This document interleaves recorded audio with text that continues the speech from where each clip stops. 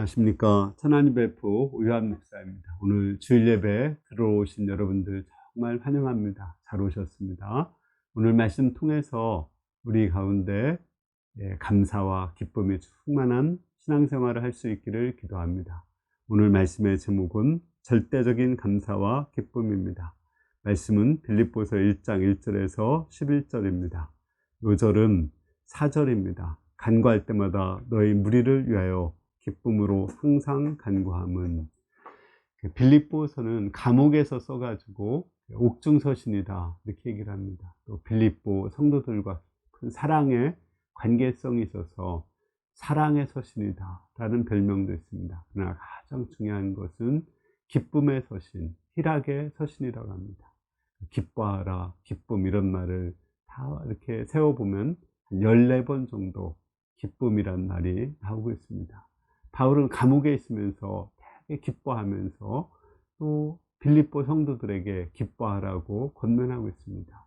우리 예수님은 기쁨을 주시는 예수님이십니다. 감옥에서도 기쁨을 주시는 예수님이십니다. 우리가 바울을 통해서 절대적인 감사와 기쁨을 배울 수 있기를 기도합니다. 1절 보겠습니다.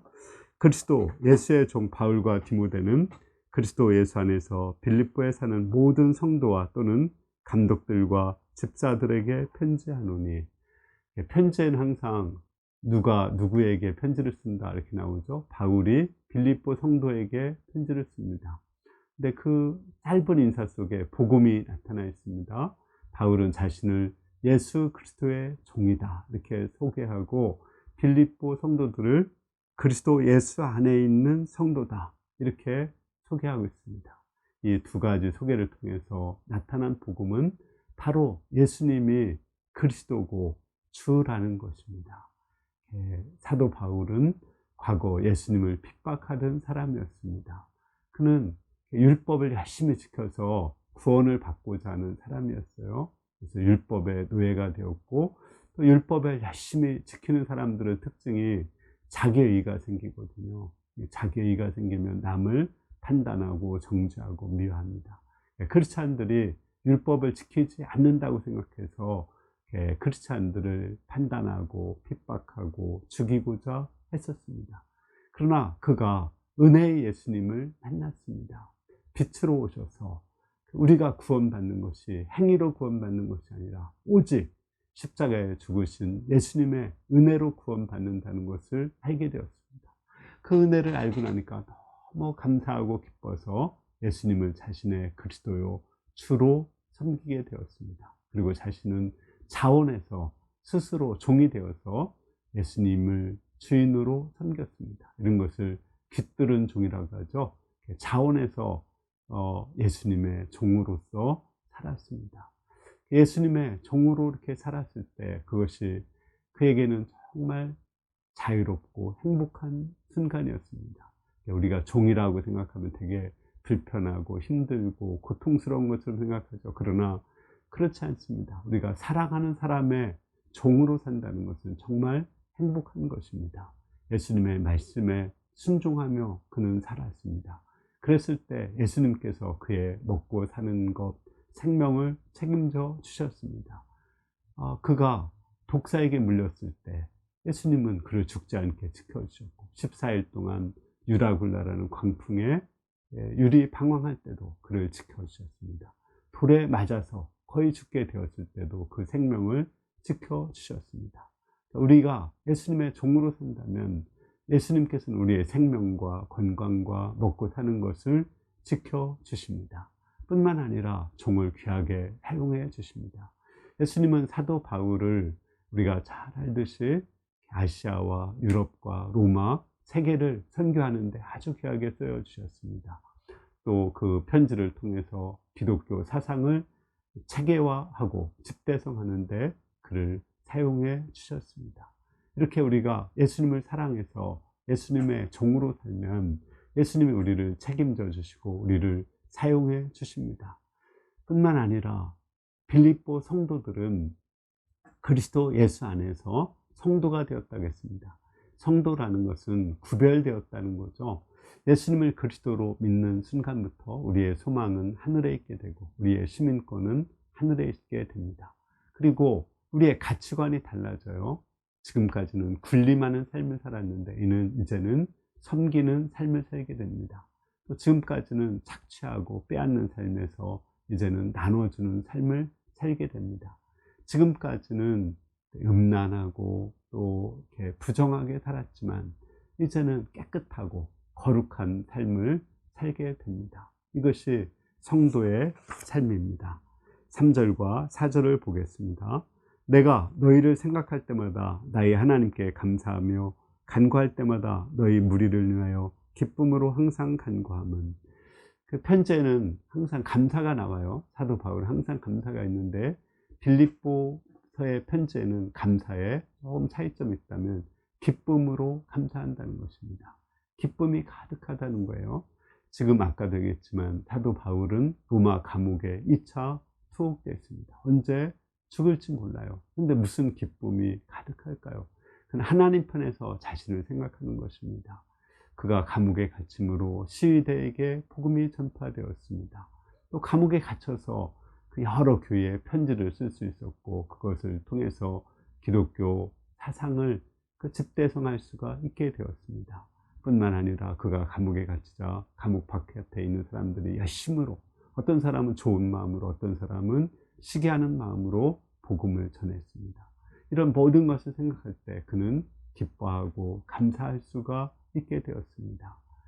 우리는 신앙생활은 기뻐하고 감사하는 것입니다. 특히 기도할 때 기쁨으로 감사하며 기도할 때 하나님은 들어주십니다. 우리도 자녀들이 기쁨과 감사함으로 무엇을 이렇게 요구할 때 부모님은 더 들어주고 싶죠. 그냥 항상 징징거리고 울면서 이렇게 달라고 하면 그걸 듣기가 좀 싫지 않아요?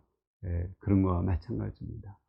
네, 이것이 기쁨으로 감사하며 간구하는 것은 사도 바울이 빌립보 개척을 하면서 아주 깊이 깨달은 하나의 진리였습니다. 사도 바울이 빌립보 개척할 때 한 여종이, 점을 잘 치는 여종이 있었는데 바울을 따라다니며 괴롭혔습니다. 지극히 큰 하나님의 종 바울이다, 이렇게 외치며 다녔습니다. 근데 그것을 계속하니까 맞는 말이지만 복음을 전하는데 방해가 되고 사도 바울은 굉장히 괴로웠습니다. 그래서 나사렛 예수의 이름으로 귀신은 나가라고 하자 그 종이 운전하게 되었습니다. 귀신이 있을 때는 그가 점을 쳐서 주인에게 많은 유익을 주었습니다. 그러나 귀신이 나가고 나니까 점을 칠 수가 없고 주인은 유익이 없게 되었습니다.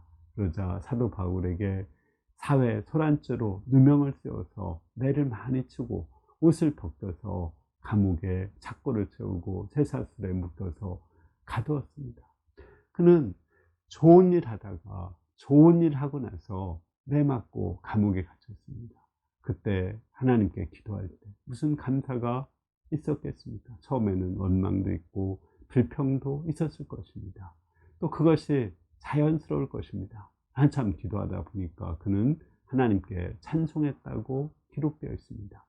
하나님 편 생각하니까 오히려 감사한 거예요. 전에는 예수님을 핍박하는 자였는데 이제는 예수님 때문에 핍박을 받는 자가 된 것이 감사했습니다.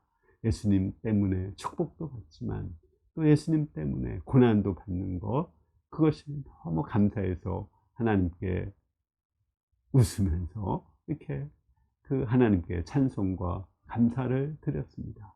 그러자 놀라운 일이 있었습니다. 중요한 것은 그곳에 하나님의 임재가 있었던 것입니다. 하나님이 임재하셔서 쇠사슬이 벗겨지고 착고가 풀어지고 옥토가 움직이고 옥문이 열렸습니다. 그리고 간수가 자살하려고 했어요. 그런데 그 간수를 막고 간수에게 복음을 전했습니다. 네, 간수장과 그 가족들이 다 예수님을 믿고 세례를 받게 되었습니다. 그런 놀라운 체험이 있기 때문에 바울은 지금 감옥에 있지만 오히려 감사하고 기뻐하고 있는 것입니다. 물론 사도 바울이 지금 감옥에 있을 때 감사하고 기뻐했다고 해서 또다시 옥토가 움직이고 쇠사슬이 벗겨지고 옥문이 열리고 자유자가 된 것은 아닙니다. 그러나 중요한 것은 감옥에 있을지라도 감사하고 기뻐했을 때 그 감옥이 천국처럼 변화된 것입니다.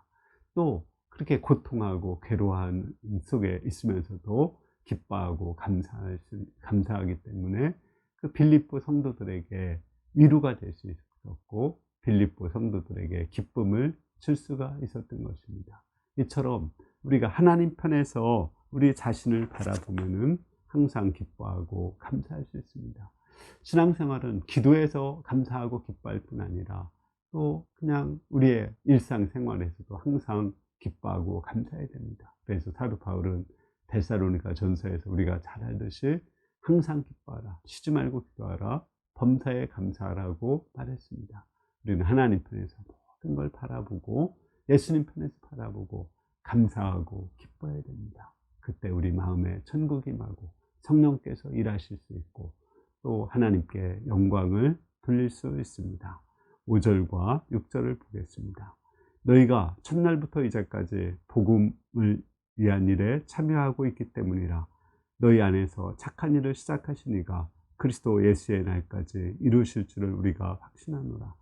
감사하는 이유가 사도 바울은 빌립보 성도들과 교제하고 있기 때문이라고 말하고 있습니다. 여기 복음에 참여하고 있다 이 말이 개역성경에는 복음 안에서 교제하고 있다 이렇게 나오고 있습니다.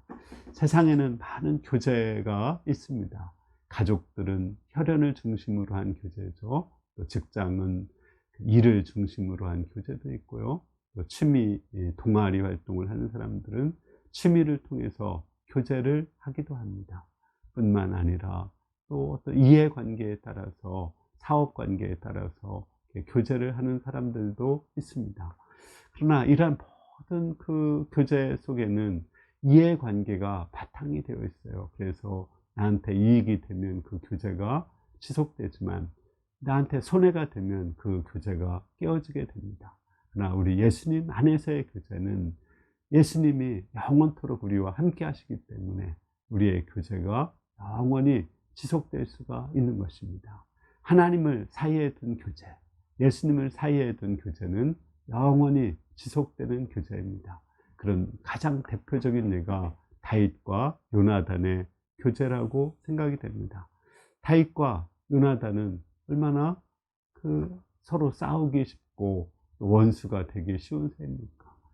사울이 왕이고 요나단이 왕자였습니다. 그런데 다윗이 왕으로서 기름 부음을 받았습니다. 그렇기 때문에 요나단의 입장에서는 시기하고 갈등할 수밖에 없었습니다. 그러나 그들이 하나님을 사랑하고 하나님의 영광을 위해서 살기 때문에 그들은 예수님 안에서 하나님 안에서 그 교제가 영원하고 요나단이 죽은 후에까지도 요나단의 아들 무비보셋까지도 사랑하고 섬기며 교제가 영원하게 되었습니다. 우리가 이렇게 예수님 안에서 서로가 교제를 할 수 있다는 것은 정말 행복한 것입니다. 예수님 안에서 교제가 되었고 또 어떤 점에서 감사하고 있는지 7절과 8절에서 나오고 있습니다. 내가 너희 무리를 인해서 이와 같이 생각하는 것이 마땅하니 이는 너희가 내 마음에 있음이며 나의 매임과 복음을 변명함과 확정함에 너희가 다 나와 함께 은혜에 참여한 자가 됨이라. 내가 예수 그리스도의 심장으로 너희 무리를 얼마나 사모하는지 하나님이 증인이시니라. 사도 바울이 감옥에 갇혔을 때 많은 사람들이 예수님을 떠났습니다. 복음 안에서 교제라고 하더라도 고난과 시련이 있을 때 그 사람들이 배신하고 떠나는 것도 이것이 인지상정입니다. 영원해야 되지만 또 영원하지 않은 것이 우리의 현실입니다. 디모데후서에 보면은 누가만 나와 함께 있고 또 모든 사람들이 다 떠났다고 이렇게 고백하는 쓸쓸한 고백이 나옵니다. 그러나 빌립보 성도들은 달랐습니다. 사도 바울을 떠나지 않고 사도 바울과 함께 했습니다. 물질을 지원해서 그 감옥에 있을 때 새방에 세금을 내게 했고 먹고 입는 것을 책임져 주었습니다. 또 빌립보의 목자인 에바브로 디도를 보내서 사도 바울을 섬기도록 도와줬습니다. 이렇게 고난 중에서 변하지 않고 변함없이 자기를 사랑하고 섬기는 그 빌립보 성도들을 생각할 때 너무 감사하고 기뻤습니다. 또 사도 바울도 그 빌립보 성도들을 사랑하는 마음이 생겼습니다. 예수님의 심장으로 사랑한다고 했습니다. 예수님의 마음으로 사랑한다는 말입니다. 빌립보 성도들도 바울을 사랑했고 바울도 빌립보 성도들을 사랑했습니다. 깊은 사랑의 관계성으로 맺어졌고 그래서 기쁨이 충만했습니다. 기쁨은 사랑이 있을 때 충만해집니다. 특히 고난 가운데 있는 사람을 사랑하고 섬겨줄 때 그때 기쁨이 충만하게 됩니다. 많은 사람들이 고난이 있을 때 떠나지만 또 떠나지 않는 그 사람들이 있습니다. 우리가 그 사람들을 생각할 때 내가 고난 중에 나를 위해서 기도해주고 물질적으로 후원해주는 그런 사람들을 생각할 때 우리는 기뻐하고 감사가 충만해질 수가 있습니다. 9절을 보겠습니다. 내가 기도하노라 너희 사랑을 지식과 모든 총명으로 점점 더 풍성하게 하사. 지금까지는 기쁨으로 감사했습니다. 그 빌립보 성도들의 사랑을 인해서 고난 가운데도 사랑하는 그것으로 인해서 굉장히 기뻐하고 감사했습니다. 그러나 한 가지 이제 기도를 하고 있습니다. 그 사랑 가운데 그 지식과 모든 총명으로 그 사랑이 점점 더 풍성해지기를 기도하고 있습니다. 이 말은 무슨 말일까요? 우리가 어떤 사람을 사랑하지만 그 사람의 허물과 연약함을 알면 사랑이 식기가 쉽습니다. 그러나 사랑은 오히려 허물과 연약함이 있을 때 더 깊어지는 것입니다. 그것이 진실한 사랑입니다. 예를 들어서 부모가 자식을 사랑할 때 자식이 아프면 더 사랑이 깊어지죠. 또 자식이 고통할 때 더 사랑이 깊어지죠. 이해관계에 있다면 아프거나 고통하면 버리는 게 인지상정입니다. 그러나 진정한 사람은 그 사람의 허물과 연약함을 알기 때문에 더 깊이 사랑하는 것입니다. 하나님의 사랑이 바로 이러한 사랑입니다. 하나님은 아브라함의 허물과 연약함을 알았습니다. 아내를 2번이나 누이로 속이는 것, 첩을 얻은 것을 알았지만 변함없이 사랑하셨습니다. 예수님도 허물과 연약함을 알면서도 사랑하셨습니다. 베드로가 예수님을 3번 부인했죠. 그리고 물고기 잡으러 갔습니다. 그걸 알면서도 변함없이 사랑하시고 그를 초청하셔서 그에게 해변에서 비치 파티를 열어주시고 또 그에게 나를 사랑하느냐고 물어보셨습니다. 우리는 상대방을 사랑하되 허물과 연약함을 알면서도 더 깊이 섬겨주는 사랑을 배워야 됩니다. 10절과 11절을 보겠습니다. 너희로 지극히 선한 것을 분별하며 또 진실하여 허물 없이 그리스도의 날까지 이르고 예수 그리스도로 말미암아 의의 열매가 가득하여 하나님의 영광과 찬송이 되게 하시기를 구하노라. 우리가 허물과 연약함은 감당하고 사랑을 해야 되지만 그러나 죄에 대해서는 같이 기뻐하고 또 그것까지도 용납을 해서는 안 되는 것입니다.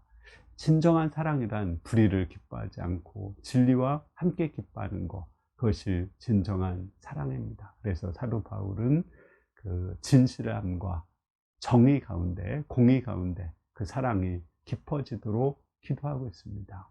우리가 잘못 사랑하다 보면 인본주의적인 사랑을 하기 쉽습니다.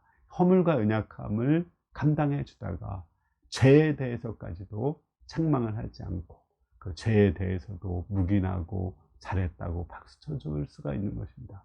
그러면 그 사람을 망치게 되는 거죠. 가장 대표적인 예가 엘리가 2 아들 흠니와 비느하스를 사랑한 것입니다. 흠니와 비느하스는 주의 성전에서 주의 여종들하고 음행을 하고 또 주님께 바친 제물을 도적질하는 죄악을 범했습니다. 이것은 하나님을 모독하는 거거든요. 책망을 해야 되죠. 분명히 이건 허물이 아니거든요. 연약함이 아니거든요. 이것은 책망을 해야 되는데 책망을 하지 않고 그 죄에 대해서 묵인을 해버렸습니다. 그때 엘리는 목이 부러져 죽고 흠니와 비느하스도 같은 날에 죽었습니다. 사랑이 진리에 기초하지 않은 사랑은 오히려 상대방을 망치는 사랑입니다. 그러나 우리가 잘 아는 비느하스는 진리에 기초해서 사랑했습니다. 이스라엘이 모압 여자들하고 음행하고 우상 숭배해서 23,000명이 죽었습니다. 그런데 또 한 사람이 음행을 하고 그 죄악을 짓고 있었습니다. 그에게 분노하고 그를 정말 분노함으로 하나님의 분노함으로 그를 죽였습니다. 그때 그 하나님의 진노가 그치고 전염병이 그치고 많은 생명을 살릴 수가 있었습니다. 어느 것이 진짜 사랑입니까? 그 죄악을 그대로 두는 것이 사랑입니까? 그래서 이스라엘 민족이 다 망하는 것이 사랑입니까? 그 주 사람을 정말 책망하고 분노하고 죄에 대해서 그 질투하는 그것이 사랑입니까? 그것을 통해서 그 이스라엘 민족 전체를 살리는 것이 사랑입니까? 진짜 사랑은 진리의 말씀에 기초해서 사랑하는 것, 그것이 영원한 사랑이고, 또 진리의 말씀에 기초해서 우리가 사랑할 때 우리가 하나님의 자랑이 되고 예수 그리스도의 자랑이 되는 것입니다. 결론적으로 우리 빌립보 서신은 사랑의 서신 또는 옥중 서신이라는 별명도 있지만 더 중요한 것은 기쁨의 서신, 희락의 서신이라겠습니다. 감옥에 있으면서도 사도 바울은 기뻐하면서 빌립보 성도들에게 기뻐하라고 말하고 있습니다. 이렇게 절대적으로 기뻐할 수 있는 이유가 무엇일까요? 바로 하나님 편에서 바라보기 때문에 그렇습니다. 예수님 편에서 그 고난을 해석하기 때문에 그렇습니다. 우리 믿는 사람이나 믿지 않는 사람이나 다 고난을 당합니다. 우리는 다른 것이 그 고난을 바라볼 때 하나님 편에서 해석을 하는 것입니다. 이 고난을 통해서 하나님의 하시는 일이 있다.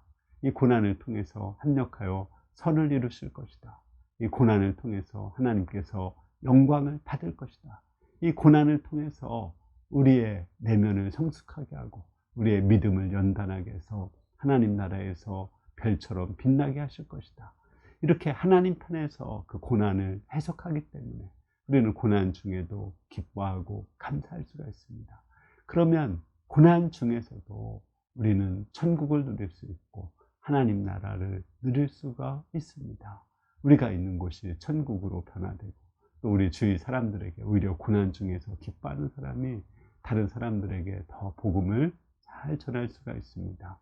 오늘 말씀 통해서 우리가 어떠한 고난과 역경 속에서도 기뻐하고 또 다른 사람들에게 기뻐하는 모습을 보여서 우리가 이를 통해서 오히려 더 복음을 전하고 또 다른 사람들을 위로하는 그런 삶이 될 수 있기를 기도합니다.